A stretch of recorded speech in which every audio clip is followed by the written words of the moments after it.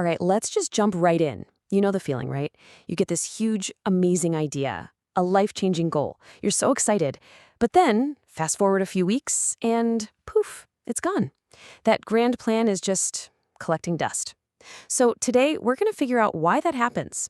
We'll look at the trick our brains play on us and uncover a super simple, maybe even a little weird, way to make changes that actually stick around. I mean, it's the classic story, isn't it?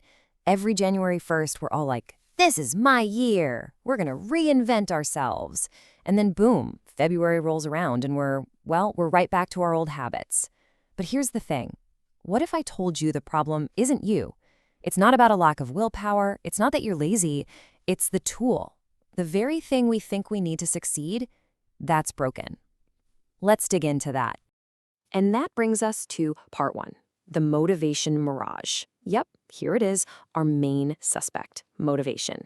We are obsessed with it, right? We're always trying to find it, waiting for it to strike. We act like it's the secret ingredient to getting anything done. But honestly, relying on motivation to build something lasting is, well, it's like trying to build a house on quicksand. It's just not going to work. Let's talk about why. So here's the deal with motivation. It's basically a sugar rush for your brain.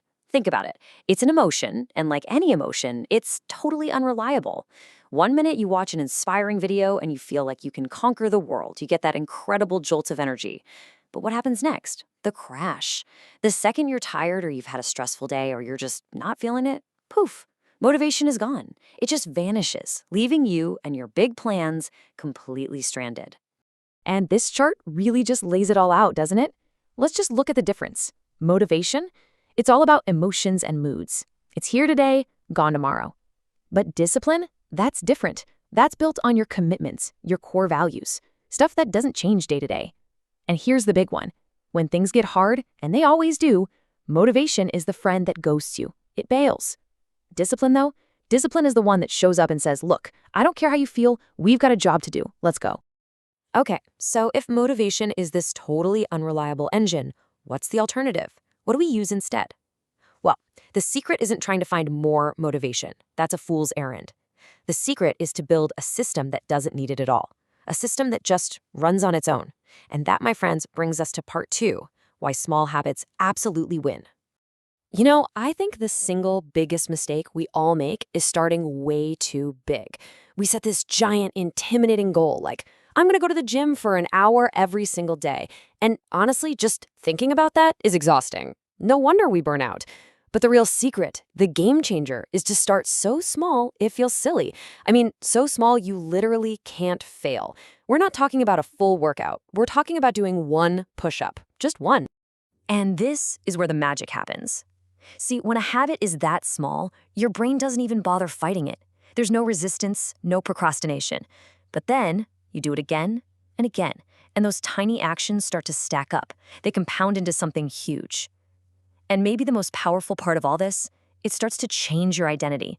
You're not just a person trying to work out anymore. No, you are a person who works out every day. It becomes automatic, not some big, draining daily battle. And it all comes down to this number, 1%.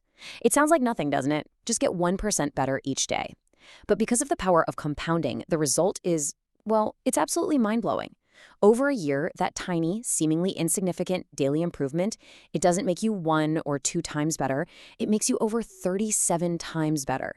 I mean, just let that sink in for a second. 37 times. It's proof that small, consistent effort will always, always beat a big, flashy, short-term push. All right, so the theory here is incredible, right? But theory is one thing. Putting it into practice is another. So how do we actually do this? How do we build the machine that makes it all work? Well, that's what our final part is all about. Let's get practical and actually build your very own habit engine. So before we can build a new habit, we kind of have to understand the blueprint for all habits. Every single thing you do automatically runs on this simple 3-step loop. First, there's the cue. That's the trigger, the thing that kicks it all off. Then comes the routine, which is the habit itself, the action you take. And finally, the reward. This is the good part. It's that little bit of satisfaction that tells your brain, hey, that was good, let's do that again. Cue, routine, reward. That's the whole formula. Okay, so here's your playbook. 3 simple steps to get your engine running. Step 1, start too small. We talked about this. Your new habit has to take less than 2 minutes to do. No exceptions. One push-up, read one page, meditate for 60 seconds. Make it so easy you can't say no. Step 2, link it to an old habit. This is genius. You basically anchor your new habit to something you already do without thinking. So the formula is, after I do my current habit, I will do my new habit. So after I pour my morning coffee, I will meditate for 1 minute. You're basically hijacking a pre-existing path in your brain. And finally, step 3, shape your space. Make your environment do the heavy lifting. If you want to read more, don't hide the book on a shelf, put it right on your pillow. Make the good habits easy and the bad habits hard.